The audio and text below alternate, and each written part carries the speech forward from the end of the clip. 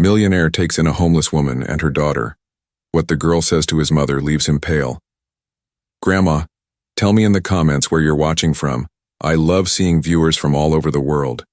Now, enjoy the story. The December wind cut through Manhattan like a knife, carrying snowflakes that danced in the golden glow of street lamps. Frank Williams pulled his cashmere coat tighter as he exited the towering glass building that housed Williams Enterprises. Despite the Forbes articles listing him among New York's wealthiest entrepreneurs, Frank preferred to walk these 3 blocks every evening, rather than summon his driver. A small rebellion against the isolation his wealth had gradually built around him. He was preoccupied with thoughts of his mother's worsening condition when he felt something fall from his pocket. Before he could turn, a soft voice called out behind him. Sir, you dropped this."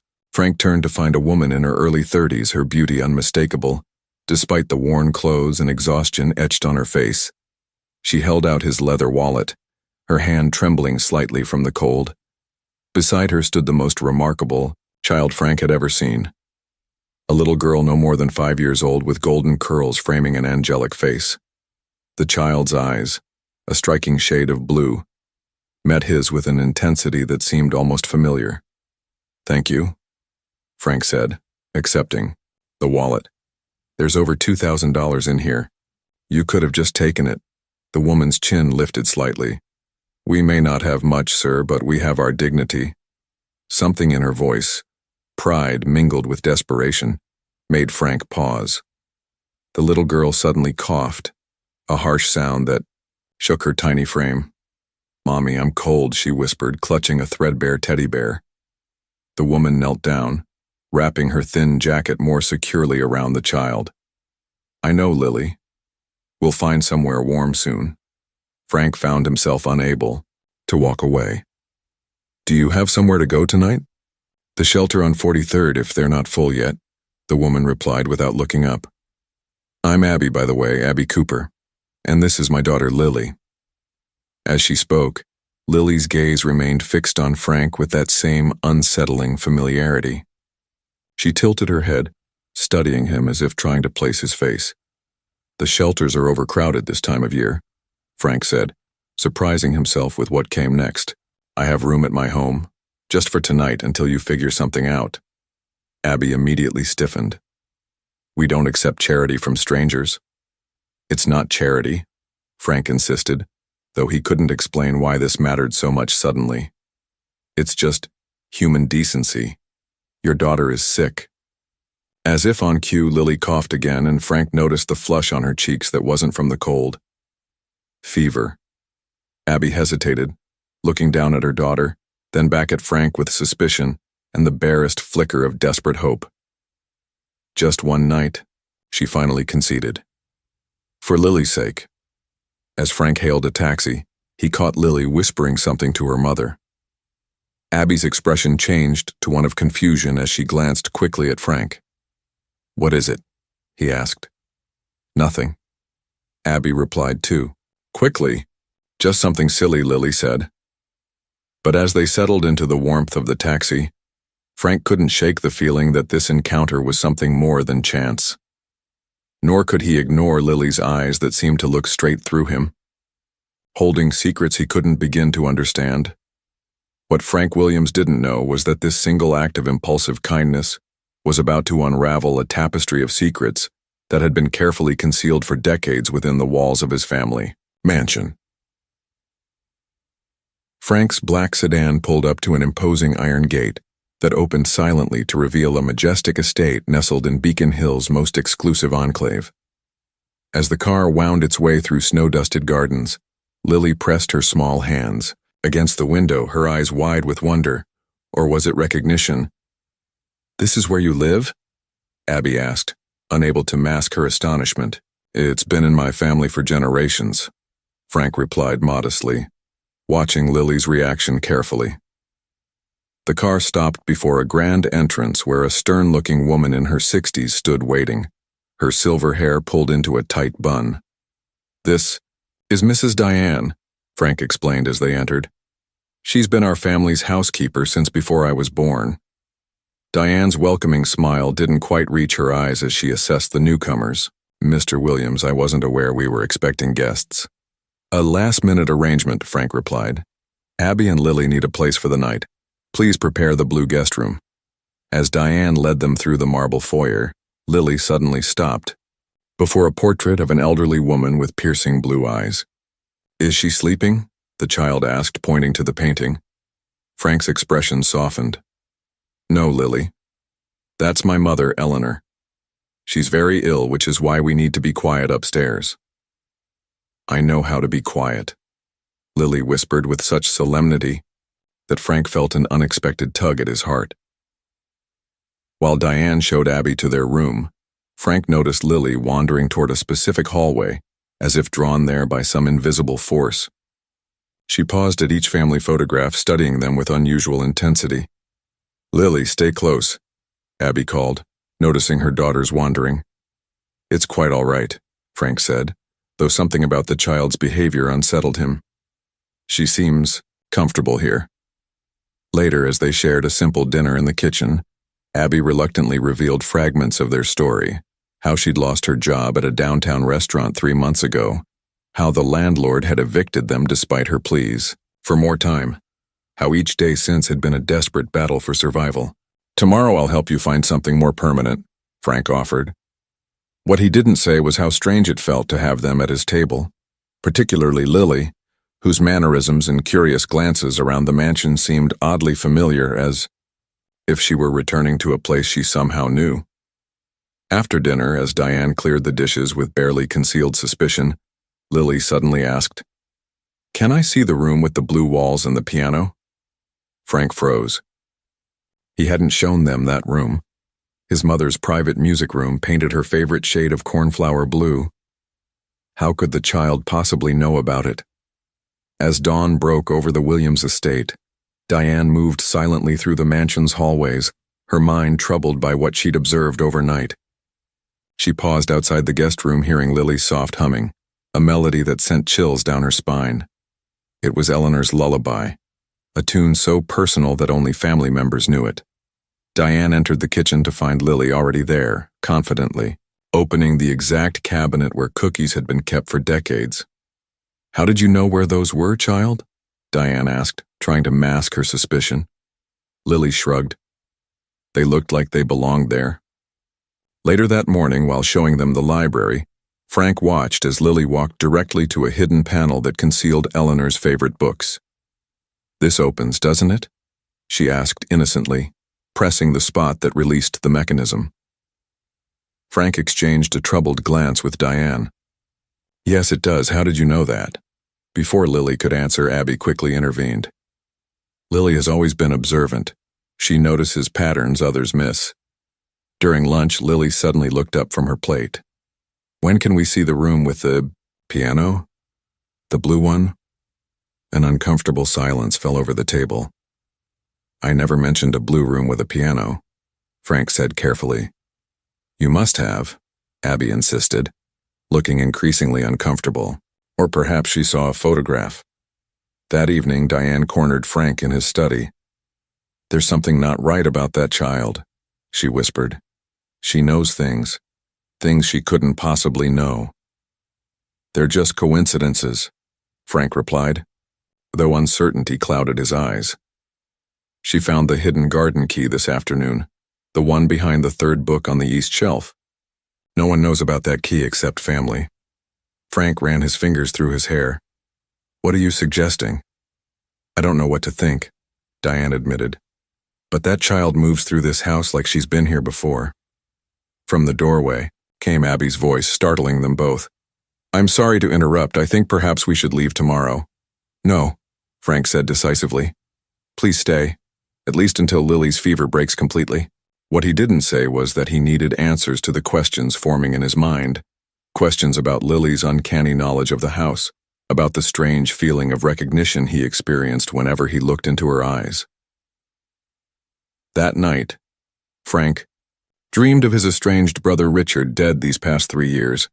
In the dream, Richard was trying to tell him something important, pointing repeatedly to a photograph that Frank couldn't quite see. He woke with one thought: There were secrets in his family home that had been buried too long, and somehow, this child might be the key to uncovering them all. That night, unable to sleep, Frank wandered the dimly lit corridors of his ancestral home. A faint light spilling from the library door caught his attention. He approached quietly, expecting to find Diane completing her evening routine. Instead, he found Lily sitting cross-legged on the Persian rug, surrounded by old family photo albums. "Lily." "It's nearly midnight," Frank said softly, trying not to startle her. The child looked up calmly, as if finding a millionaire's heir in his pajamas was the most natural thing in the world. "I'm looking for someone," she replied simply, her small fingers turning another page with deliberate care. "Who are you looking for?" Frank asked, settling beside her. Lily shrugged, her eyes never leaving the photographs. "I'll know when I find them." The moonlight filtering through the tall windows caught something glinting at Lily's neck. Frank leaned closer and noticed a delicate silver medallion hanging from a thin chain, an antique piece with an intricate floral design surrounding what appeared to be a family crest. His breath caught. The medallion looked remarkably similar to an heirloom his mother had described losing years ago, a piece that had been in the Williams family for generations. "That's a beautiful necklace," he said carefully. "Where did you get it?" "It was my grandmother's," Lily replied, touching it gently. "Mommy says she never met her, but she gave it to Mommy before she went to heaven." Frank felt a chill that had nothing to do with the night air. With trembling hands, he reached for his phone and snapped a discreet photo of the medallion, while Lily returned to her examination of the albums. "Let's get you back to bed," he suggested after a moment. "Your mother will worry if she wakes and finds you gone." After tucking Lily in beside a sleeping Abby, Frank retreated to his study. With shaking hands, he pulled out boxes of old family documents his mother had meticulously archived. Hours passed as he sifted through yellowed papers, birth certificates, and correspondence. Just before dawn, he found it, a bundle of letters addressed to his brother Richard, tied with a faded ribbon. The sender's name caught his eye, Margaret Bennett. The final letter, dated January 1996, contained a passage that made his blood run cold. "I will cherish what we had, but I cannot continue to hope for a future that your family has made impossible. By the time you read this, I will be gone, taking with me the only piece of the Williams legacy I have left, the medallion your mother accused me of stealing." Frank sat back, mind racing. Could it be possible? He needed to know more about this Margaret, and why her name had never been mentioned in the Williams household. As the first rays of sunlight streaked across the sky, Frank made a decision. He would confront Diane about Margaret Bennett, the woman whose existence seemed to have been carefully erased from the family history. What connection could she possibly have to Abby and Lily? And why did a homeless child possess a medallion that had been in the Williams family for generations? The grandfather clock in the hallway struck 9, as Frank found Diane meticulously arranging fresh flowers in the foyer. Steeling himself, he approached with casual deliberation. "Diane, does the name Margaret Bennett mean anything to you?" The crystal vase in her hands trembled slightly. A momentary loss of composure she quickly recovered. "I'm not sure I recall anyone by that name." "Mr. Williams." The lie hung between them, transparent and fragile.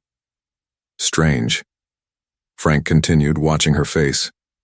"I found several letters addressed to Richard from a Margaret Bennett. They seemed intimate." Diane busied herself with the flowers, avoiding his. Your brother knew many young women before his engagement. I wouldn't read too much into old correspondence." Her dismissal only strengthened Frank's resolve. "I think I'll ask Mother about her. She might remember." Diane's head snapped up. "Eleanor isn't well enough for questions about the past. You know, how agitated she becomes." "Nevertheless," Frank replied firmly, "I need answers." He found his mother propped against pillows in her sunlit bedroom, a rare moment of lucidity brightening her tired eyes. At 78, Eleanor Williams remained regal despite the illness that had ravaged her body. The family resemblance between her and Frank was striking. The same determined jawline, the same penetrating blue eyes. A pleasant surprise, Eleanor said, her voice frail but clear. You rarely visit in the mornings. Frank sat beside her, carefully choosing his words. Mother, I've been going through some old family papers. Always the dutiful son, she murmured with approval. I found mentions of people who worked here years ago. Do you remember someone named Margaret? The change was instantaneous. Eleanor's composure faltered, her fingers clutching the bedsheet. Why would you ask about her? Just curious. She seems to have been important to Richard. Some people, Eleanor said with sudden coldness, are better forgotten, Franklin. Margaret was a temporary employee who betrayed this family's trust. Nothing more. What did she do? That's enough questions for today. Eleanor turned away, a clear dismissal. I'm tired now. But Frank wasn't ready to surrender. She had a Williams family medallion, the one you said was stolen. Eleanor's eyes flashed with an anger that transcended her physical weakness. She took more than a trinket from this family, Franklin. Now please, leave me to rest. As Frank left his mother's room, his mind raced with possibilities. Eleanor's reaction confirmed that Margaret was significant, perhaps dangerously so. And somewhere in this web of secrets lay the explanation for Lily's uncanny connection to the Williams home. In the hallway, he nearly collided with Lily, who looked up at him with those eerily familiar blue eyes. Your grandmother doesn't like to remember, she said simply. Frank stared at the child, a chill running down his spine. What did you say? But Lily only smiled enigmatically before skipping away, humming Eleanor's lullaby as she disappeared around the corner. Diane had spent 40 years in service to the Williams family. She prided herself on loyalty, discretion, and above all, protecting Eleanor's interests. Now, a strange woman and her unusually perceptive child had infiltrated the sanctuary she'd guarded so carefully. That afternoon, Diane began her surveillance. From the corner of her eye, she observed Abby examining the craftsmanship of an antique desk with unusual intensity. Later, she caught her studying family photographs in the hallway, lingering particularly on those featuring Richard. Beautiful family, Abby commented when she noticed Diane watching. Frank looks so much like his brother. You recognize Richard? Diane asked sharply. Frank mentioned him, Abby replied quickly. Too quickly. That evening, while delivering fresh towels, Diane observed Abby through the half-open door of the guest room. The young woman was holding Lily's medallion, examining it with a troubled expression. Mommy, when are we going to tell them? Lily whispered. Shh. Not now, Abby whispered back. It's complicated. Tell them what? Diane wondered, retreating silently. Well past midnight, a floorboard's creak alerted Diane to movement downstairs. Wrapping her robe tightly around herself, she descended to find a light glowing from beneath Frank's office door. She approached, cautiously, and peered through the keyhole. Abby stood at Frank's desk, rifling through papers with practiced efficiency. Diane pushed the door open without warning. Looking for something? She asked coldly. Abby straightened, visibly startled. I couldn't sleep. Lily wanted a storybook, and Frank mentioned there might be some in here. In his private office, at 1 a.m. I'm sorry for the intrusion, Abby said, backing toward the door. I should have asked first. After Abby retreated upstairs, Diane went straight to Frank's bedroom, knocking sharply until he answered, bleary-eyed. They're not what they seem, she insisted. I caught her searching your office just now. Frank rubbed his eyes. Perhaps she was just… No, Diane interrupted. They're here for something specific. The way the child knows this house, the medallion, now this midnight searching. They're connected to Margaret somehow. I'm certain of it. Frank's expression hardened. Let me handle this, Diane. You're too close to see it clearly, she persisted. There's something familiar about that woman, something that reminds me of… I said I'll handle it, Frank cut her off. Left alone, Frank paced his room, conflicted. The evidence suggested deception, yet he couldn't silence an inner voice urging him to trust Abby and Lily. There was something about the child especially, a connection he couldn't explain or dismiss. Tomorrow, he decided he would delve deeper, into the family archives. If Abby and Lily had come searching for something in the Williams mansion, he was determined to find it first. Rain pelted against the leaded glass windows, transforming the afternoon into premature dusk. Frank had reluctantly left for an emergency board meeting, leaving Abby and Lily in Diane's watchful care. "May I explore upstairs?" Lily asked, her innocent tone contrasting with the knowing look in her eyes. Diane hesitated. "The attic isn't a place for children." "Please?" Lily persisted. "I promise to be careful." Something in the child's earnest expression softened Diane's resolve. "Very well, but don't touch anything." Lily climbed the narrow staircase with surprising confidence for a child visiting for the first time. The attic was a treasure trove of Williams' family history, furniture draped in white sheets, trunks packed with memorabilia, walls lined with paintings too unfashionable for the main house.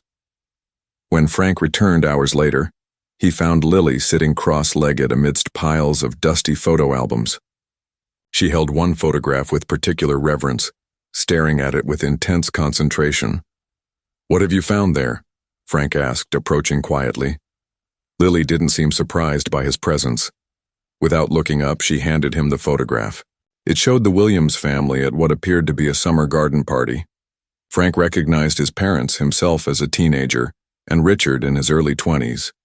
Standing beside Richard was a striking young woman with features so familiar that Frank nearly dropped the frame.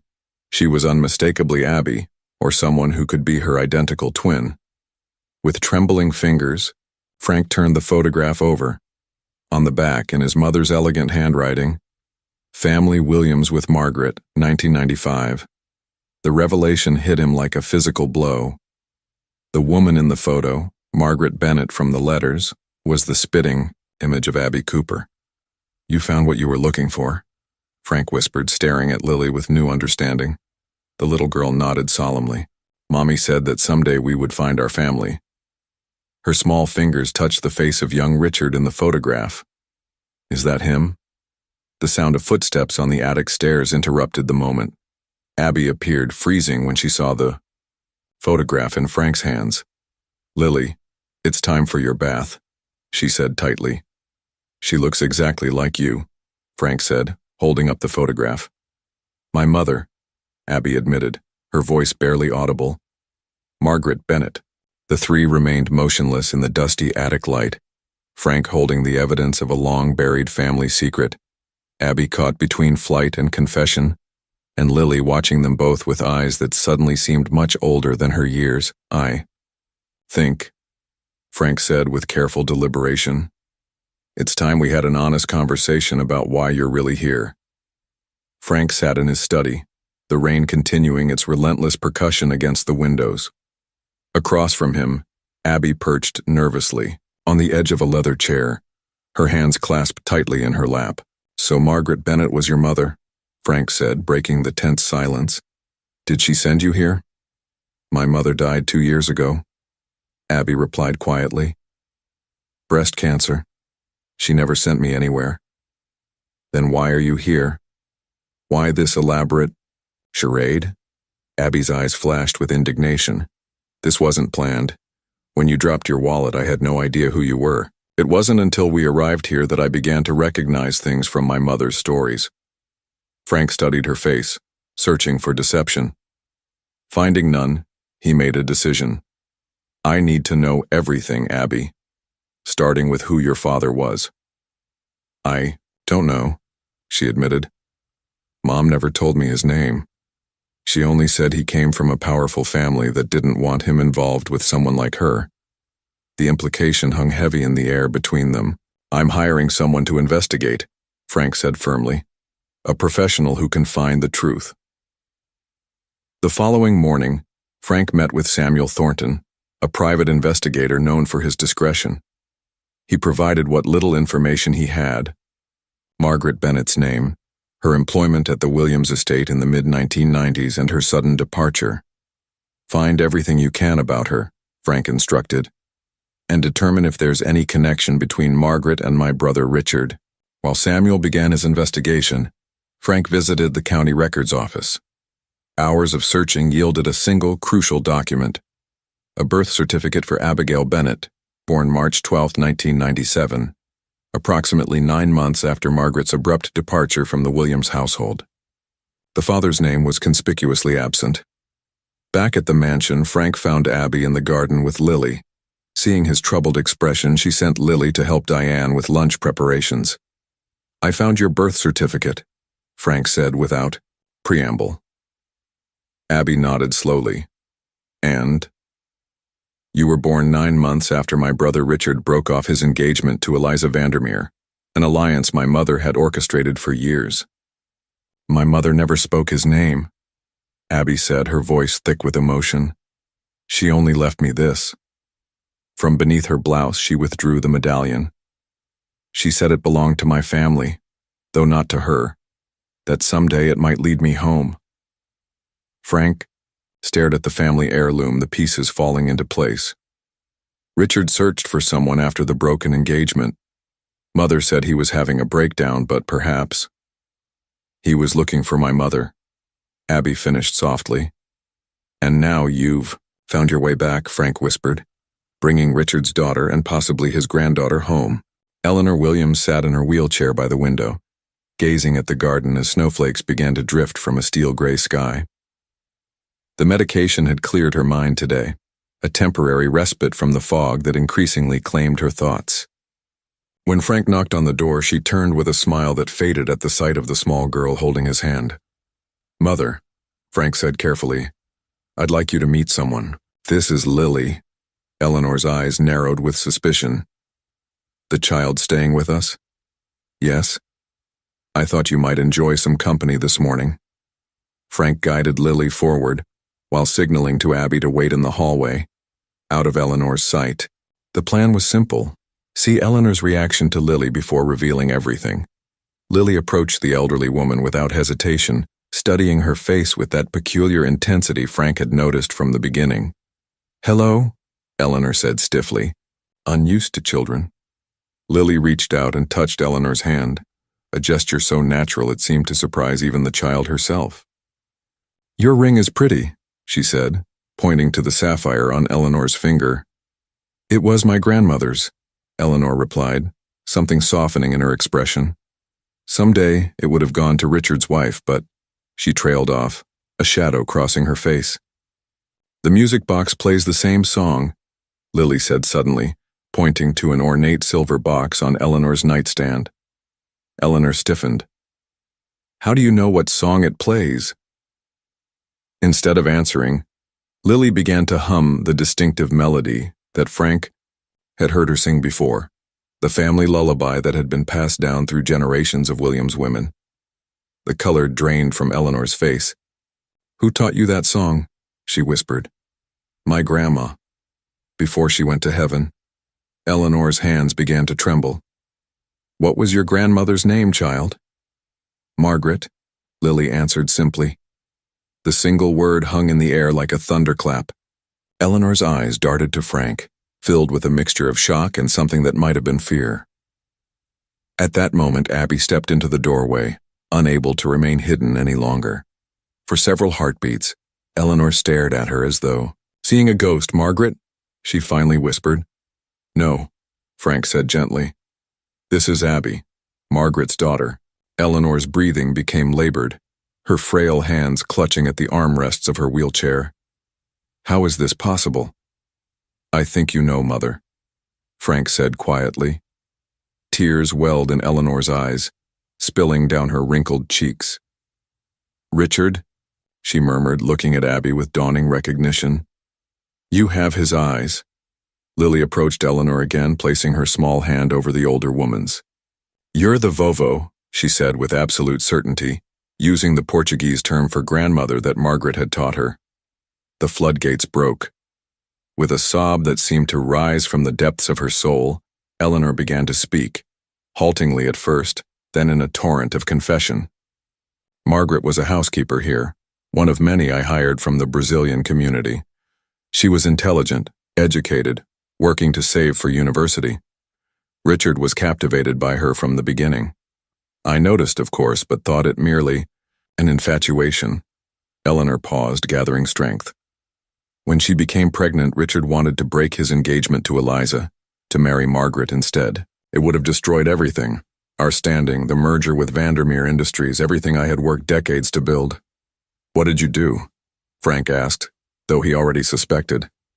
I paid her to leave. When she refused, I threatened to have her deported, to ensure she would never find employment again. I told Richard she had accepted money to disappear, that she had never loved him. Eleanor's voice broke. The cruelest lie of all. You separated them deliberately, Abby said, her voice tight with controlled emotion. My mother raised me alone, working 3 jobs sometimes while my father never knew I existed. Richard searched for her, Eleanor admitted. For years, I intercepted his inquiries, had our lawyers block his attempts to locate her. When he died 3 years ago, he still kept her photograph by his bed. The room fell silent except for the soft ticking of the mantel clock and Eleanor's ragged breathing. I cannot undo what I've done, she finally said, looking directly at Abby. But perhaps before I die, I can begin to make amends. With trembling fingers, Eleanor removed the sapphire ring from her hand. This belongs to you now, she said, holding it out to Abby. As Richard's daughter, as a Williams, it is your birthright.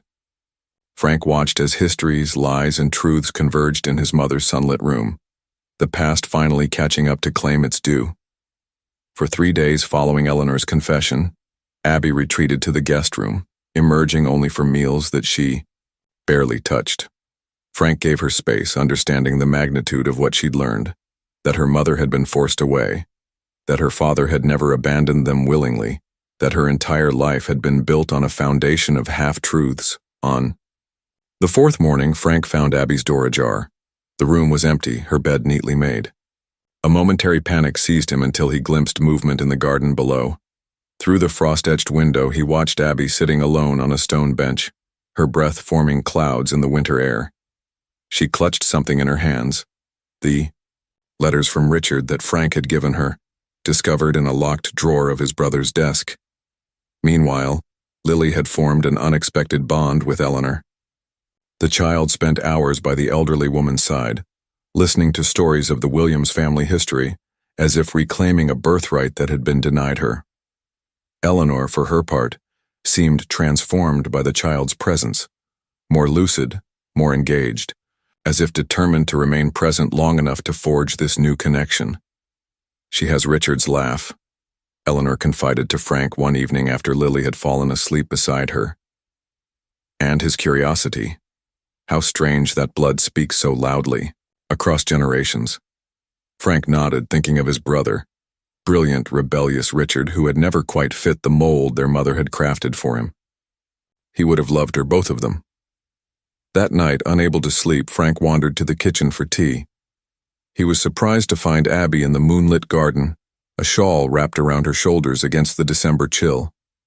He joined her silently, offering a second cup of steaming tea. I keep thinking about parallel lives, Abby said finally.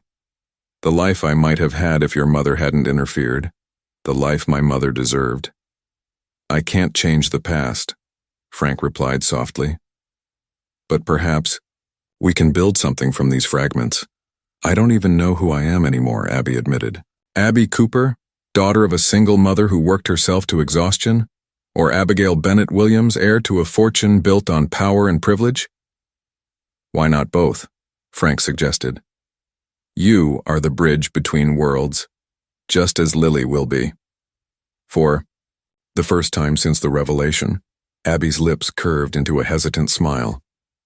My mother would have appreciated that irony. She always said identity isn't something you find. It's something you forge from whatever materials life provides. As dawn broke over the mansion, painting the snow-covered gardens in hues of pink and gold, they sat together, uncle and niece, strangers and family, contemplating the peculiar paths that had led them to this moment of tentative understanding. The library's fire crackled softly as Frank placed a leather-bound journal in Abby's hands. Its pages were worn thin with frequent turning, the margins filled with notes in a precise slanting script she'd never seen before. These were Richard's private thoughts, Frank explained. I thought it might help you know the man your mother fell in love with, the father you never met. Abby ran her fingers over the cover reverently. I'm not sure I'm ready. Take your time, Frank said gently. They'll be here when you are. The days fell into a tentative new rhythm. Frank rearranged his work schedule, conducting business from home to help Abby and Lily settle into their unexpected heritage. Each morning, he would find Lily in Eleanor's room, absorbing family stories with insatiable curiosity. Each evening, he would spot Abby in the garden or library, gradually working through Richard's journals, building a portrait of her father piece by piece. He wasn't what I expected, Abby confided one evening. Mother always described him as passionate and creative, but these journals show someone thoughtful, even philosophical. Richard contained multitudes, Frank smiled. Mother tried to mold him into a businessman, but his mind was always elsewhere. Art, literature, humanitarian causes. Things that didn't fit the Williams legacy she envisioned. Did he ever stop searching for her? Abby asked, the question she'd been avoiding for days. Frank's expression sobered. Never. I found investigator reports dating to just weeks before his accident. He never gave up hope. On the 10th day, Eleanor requested a private audience with Abby. Frank helped his mother into her sitting room, then retreated, leaving the two women alone with decades of complicated history between them. Hours later, Abby emerged, her eyes red but her shoulders straighter, as if a weight had been partially lifted. When Frank inquired about their conversation, she simply said, "Some wounds need air to heal properly." That night at dinner, Lily looked around the table, at Diane placing dishes with her customary precision, at Eleanor watching her with newfound tenderness, at Frank and Abby sitting side by side with their unmistakable family resemblance. "Are we going to be a real family now?" she asked with a child's directness. The question hung in the air, simple yet impossibly complex. "We already are a family, Lily," Frank answered carefully. "Just one that's finding its way." As snow fell softly outside, blanketing the gardens in pristine white, 4 people bound by blood, choice, and circumstance shared a meal in the Williams mansion. Not yet healed, not yet whole, but taking their first tentative steps toward whatever new future they might create together from the broken pieces of the past. Frank parked the car across from a weathered brick apartment building in Boston's Back Bay neighborhood. The modest structure stood in stark contrast to the Williams estate. Yet as Abby gazed up at the third-floor windows, her expression was one of reverence. "This is where we lived," she said softly. "Mom and I shared the corner apartment for 15 years before she got sick." Frank noticed how Lily pressed her small face against the car window, studying the building with solemn attention. "Would you like to go inside?" "Is that possible?" Abby asked, surprise evident in her voice. "I made some calls," Frank replied. "The current tenant is away, and the landlord owed me a favor. We have an hour."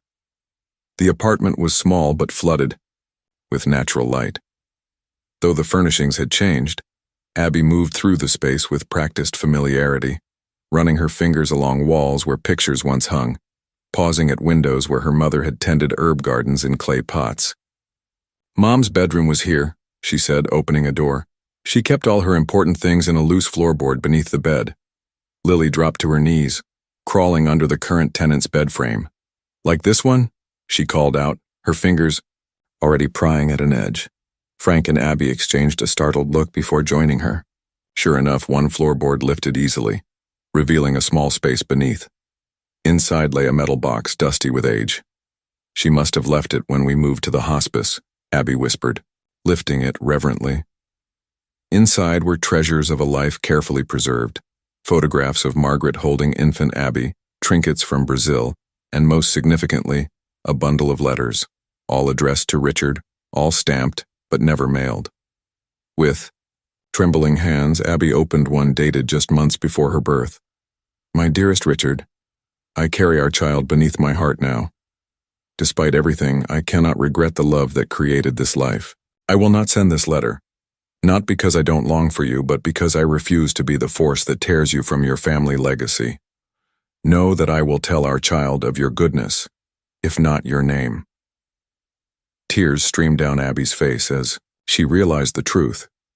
Her mother had protected her not from rejection, but from becoming the center of a family war. Margaret had chosen a harder path to spare both Richard and her daughter from Eleanor's manipulations.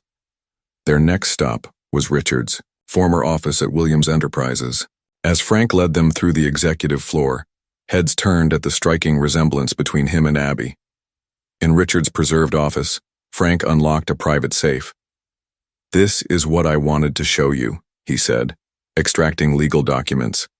Richard established a trust fund in 2001 for future beneficiaries to be determined. He funded it annually until his death. Abby stared at the substantial sum. "He created this without knowing about me?"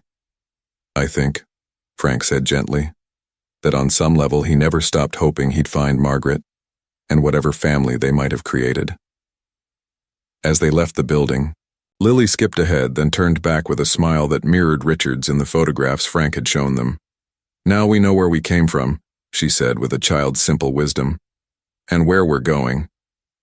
Eleanor's health deteriorated steadily over the following weeks. The doctor spoke in hushed tones about limited time and making her comfortable. But in an unexpected twist, her spirit seemed to gain strength even as her body failed her. The bitter edge that had defined her for decades softened in the presence of Abby and Lily. On a bright January afternoon, Frank paused in the doorway of the music room, captivated by the scene before him.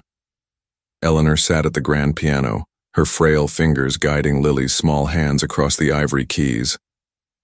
Together they played the Williams family lullaby, the melody that had first revealed Lily's mysterious connection to the house. "My mother taught me," Eleanor explained, her voice stronger than it had been in weeks. "And her mother before her. Now it passes to you, little one." "And someday I'll teach my children," Lily responded solemnly. Eleanor smiled. "Yes, you will." Frank slipped away unnoticed, finding Abby in what had been Richard's old room. She had gradually claimed the space, filling it with her own possessions while keeping his photographs on the walls. A merging of past and present that felt right somehow. "I spoke with the board today," Frank said, leaning against the doorframe. "I've initiated the paperwork to recognize you officially as Richard's daughter and heir to his portion of Williams Enterprises." Abby looked up from the book she'd been reading, one of Richard's favorites judging by the well-worn spine. "Was there resistance?" "Some," Frank admitted. Pendleton and Rogers expressed concerns about sudden heirs appearing from nowhere. "But DNA doesn't lie, and frankly, you have Richard's stubbornness written all over your face." This earned a reluctant smile from Abby. "I'm not sure I'm ready for that world. Then we'll take it slowly. But the place exists for you when you want it." That evening, the four of them shared dinner in the formal dining room for the first time. Eleanor had insisted on being dressed properly for the occasion, wearing an elegant sapphire dress that matched the ring now adorning Abby's finger. Diane had prepared all of Richard's favorite dishes, a silent acknowledgement of the shifting dynamics within the household. "To family," Frank proposed, raising his glass. "Lost and found." Eleanor nodded, her eyes bright with unshed tears. Abby touched her glass to his, the sapphire ring catching the chandelier's light, and Lily, looking around at the adults with satisfaction, raised her juice glass with all the solemnity of a child who understood more than anyone realized. "To Uncle Frank," she said clearly, using the term for the first time. The simple phrase hung in the air, an acceptance, a new beginning.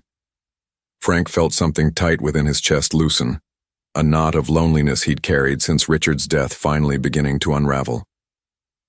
Later that night, as snow fell gently outside, Frank worked, in his study, reviewing documents for the official recognition of Abby's lineage. A soft knock interrupted him. "The board members who oppose me," Abby said without preamble as she entered. "They were loyal to Eleanor's vision, weren't they? The same people who helped her separate my parents." Frank nodded slowly. "Some of them, yes." Then perhaps it's time for a new vision at Williams Enterprises, she said, a determination in her voice that was unmistakably Richard's, one that honors what could have been while building what still can be. As she outlined her thoughts, Frank recognized that the final pieces were falling into place, not erasing the past but transforming it into a foundation for something new and unexpected. For the first time since Richard's death, the Williams family was no longer simply preserving a legacy, but creating one.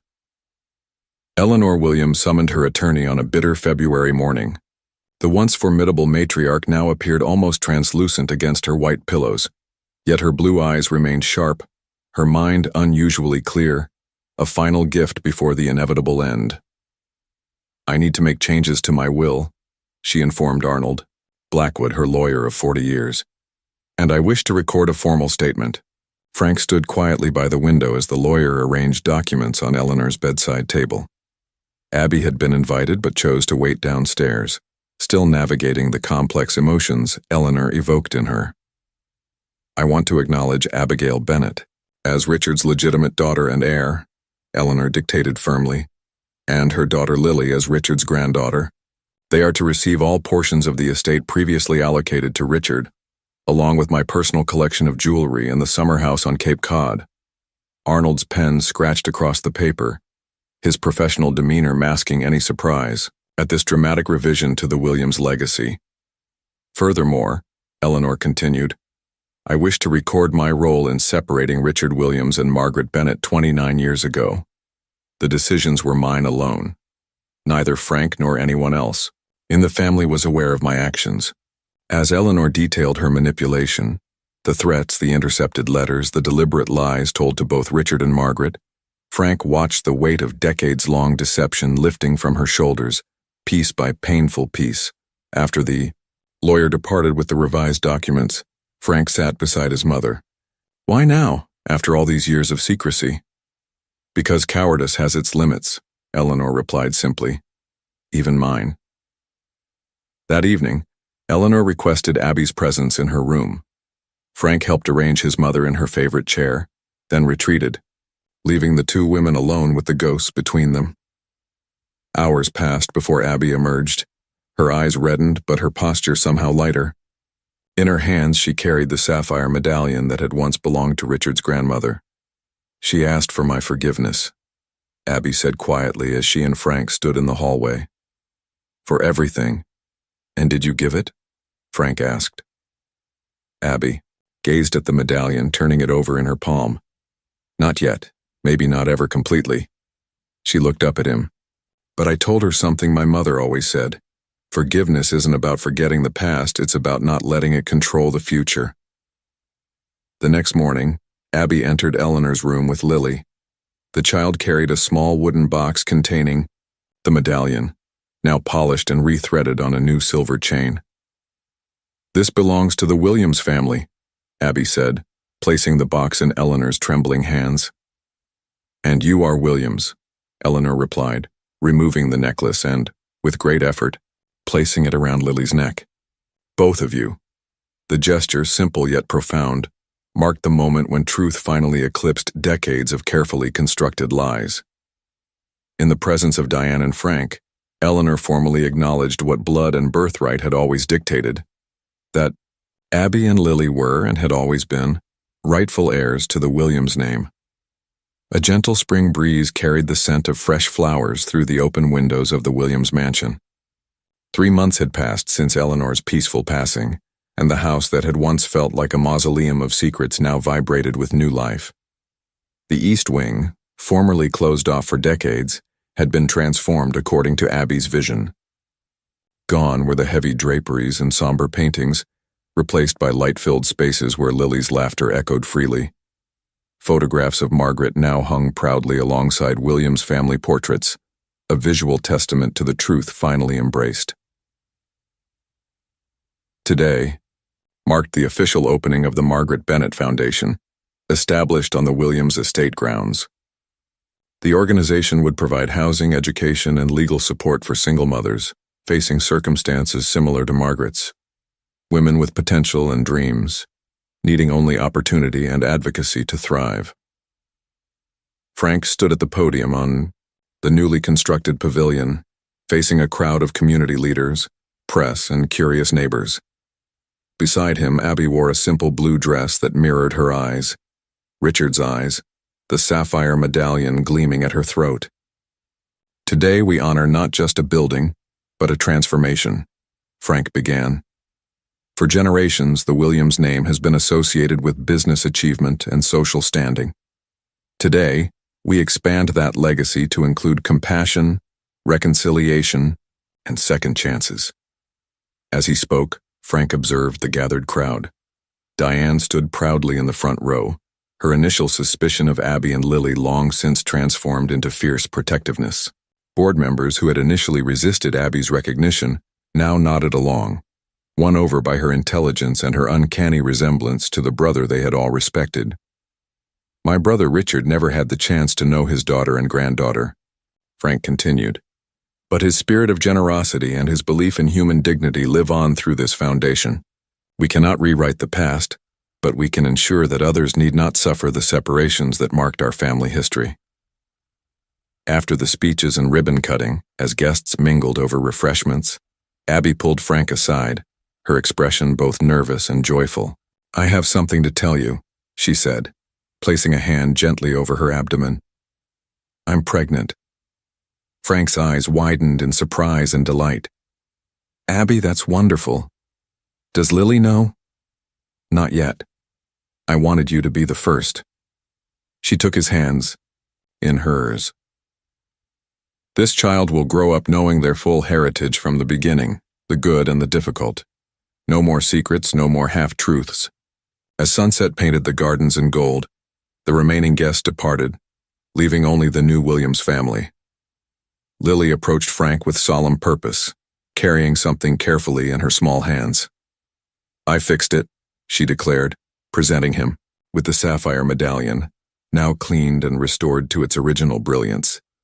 With surprising gentleness, she placed it around his neck. "Grandma Eleanor said it belongs to the heart of the family. That's you now." Frank felt tears spring to his eyes as he knelt to embrace his grandniece. Over Lily's shoulder he caught Abby's gaze, the same determination that had characterized Richard, tempered now with a peace that Margaret had somehow, against all odds, instilled in her daughter. As twilight settled over the estate, Frank stood on the terrace overlooking the grounds where generations of Williams family members had walked before him. The foundation building glowed warmly in the distance, its lights a beacon of the new purpose they had found together.